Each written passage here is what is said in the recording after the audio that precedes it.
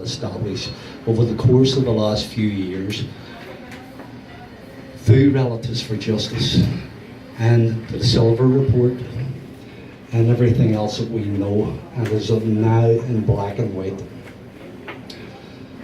The truth is that back then, 1988, when our home was attacked, Brian Nelson, who you probably have all heard of, he was the person who brought the weapons in from South Africa.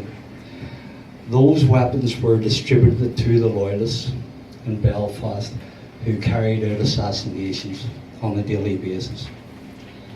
One of those weapons was used in my home. And I always thought it was an AK-47 or whatever it was, but the reality is that I know now that it was one of these, what was it, Sean? A Z, what? A Russian one. Russian, but it was similar to that. It doesn't matter. It caused enough damage and havoc. So we learned that Brian Nelson provided the weapons to the loyalist paramilitary group, the Red Hand Commandos. And we know who that person is today because he's in court in Belfast today. 28 years after the attack of my home, he was charged just last year. Think about it. So what does that say about the reason why I'm here today? Why we're still struggling? Why my family's still struggling to get a life here in America and to stay here? So Brian Nelson provided the weapons, he provided the information to the loyalist paramilitaries. He also provided the taxi cab that was used to carry out the attack in my home. Unbelievable. So all these years later, I'm still here fighting for my place in America, along with my family. I've still got 2 younger kids who still are not out of the woods. And, you know, truth is that you can only go on for so long with this. And I've been very lucky and blessed that I've had so much support throughout the years that I've been here, especially from the AOH, especially from close friends who have supported me thick and thin. One of my first lawyers who's sitting down there, Diane George.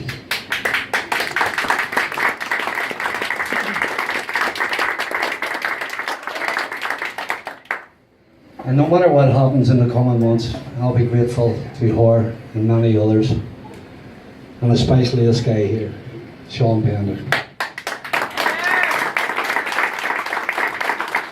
And many others throughout this organisation. But the important thing is, listen, this struggle is not over yet. I keep responding and repeating Relatives for Justice. They are the voice of the people who are still searching for justice, still looking for justice for their loved ones. I'm lucky that I'm able to stand here today and speak about our struggles.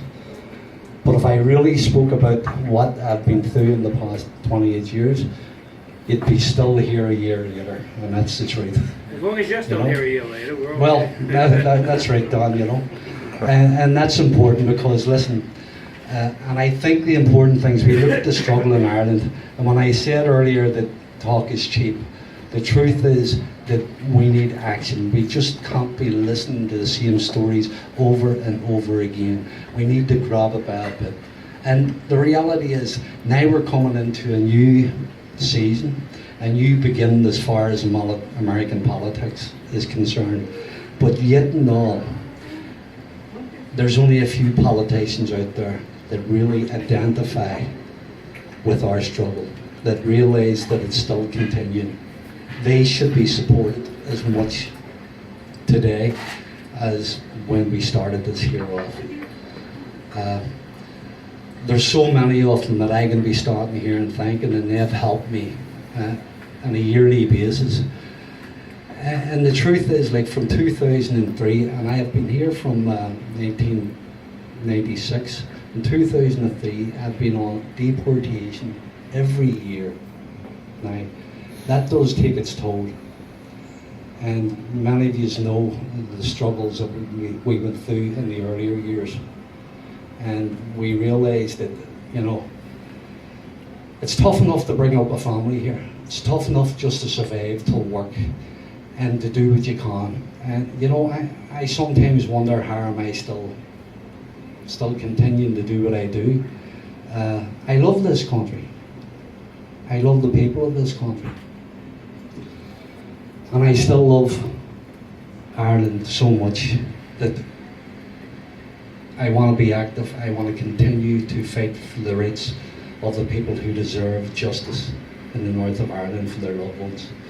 Collusion has been the biggest factor that we have yet to overcome. And really, it's all about a truth commission. It's all about being honest and moving on. I can certainly stand here today and say, I'm willing to move on, but who's going to be honest?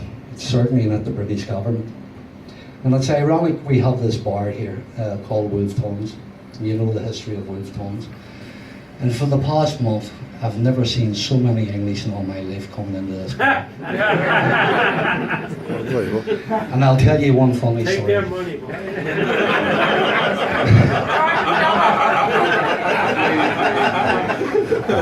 Good job, Don. I was here Saturday evening, and just so happened to was standing in between the bars there, and this guy was looking at me very sternly, and I thought to myself, okay, he's a Brit. So he loved over me. I went over and talked to him. I said, how you doing? My name is Jack. I says, my name's Malachy. He says, you're from Belfast, are you? Yeah, I'm from Belfast. I'm from Liverpool, the capital of England, you know.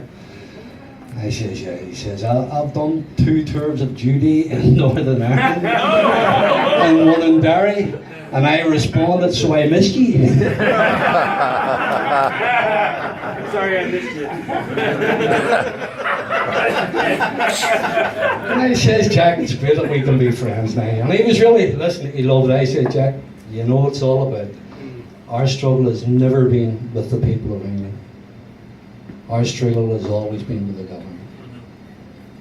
And that's where the divide was, and that's why we're still struggling today. So, you know, listen, as you said, we'll take their money, it doesn't matter. No, it's not me, it's Joe McManus, actually.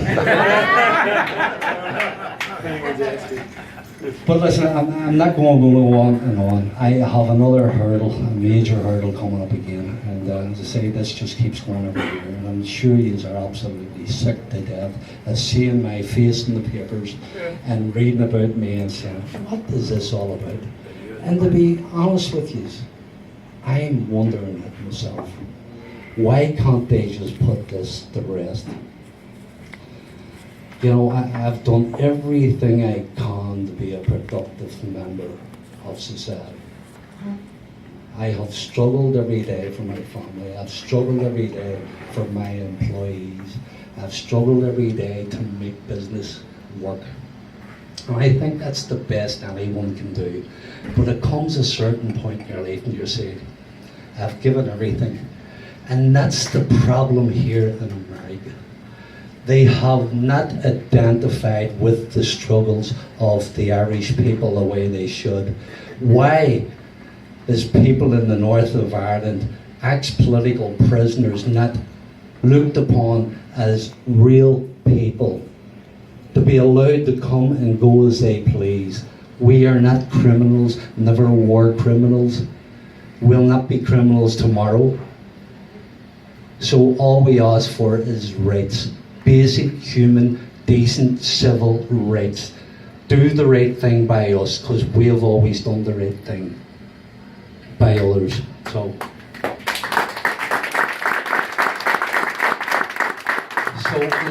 the important thing I want to get across, that, you know, talk again is cheap, and it's the bottom line is we need to get our politicians to understand what is over in Ireland to a certain degree.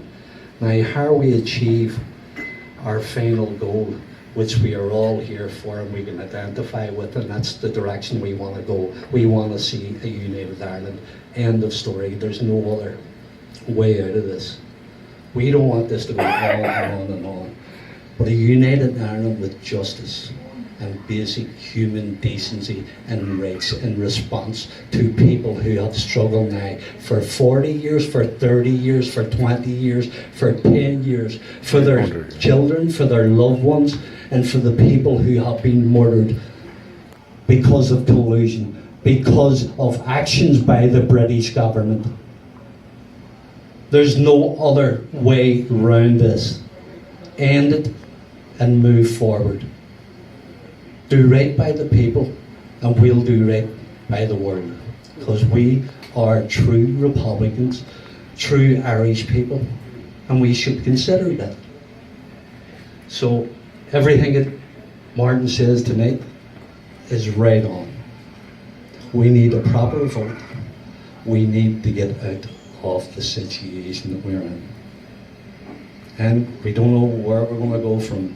Is it Britax or whatever, but at the end of the day, as far as my case is concerned, it's important for me to end this. I just can't do it anymore. That's the truth. Last year was kind of way the straw that broke the camel's back. I've never went through a period in my life like that. And I know now that that type of stress kills people. It certainly killed my wife. There's no doubt about it. And if I have to move on, I'll move on with dignity. But I just want to make sure that you're all conscious and aware that I'm here. I've done nothing to be ashamed of. I've stood up for myself for the past 20 years in this country. I've done the right thing by everybody. I have this business along with my partner Joe. I still have a construction company. I pay my taxes. I do the right thing. And listen, I love the AOH. That's our culture, that's our heritage, and that's our future. And if we're going to transcend that from the north of Ireland to here in America, we want to keep our culture strong. We want to change things for the better and for the future. So that's about it, guys. And I want to thank you all for coming tonight. This isn't my show, by the way, so I'm sorry I'm on so long. Kieran, you're a great guy. And you're all a great guy. I really love it. Thank you very much.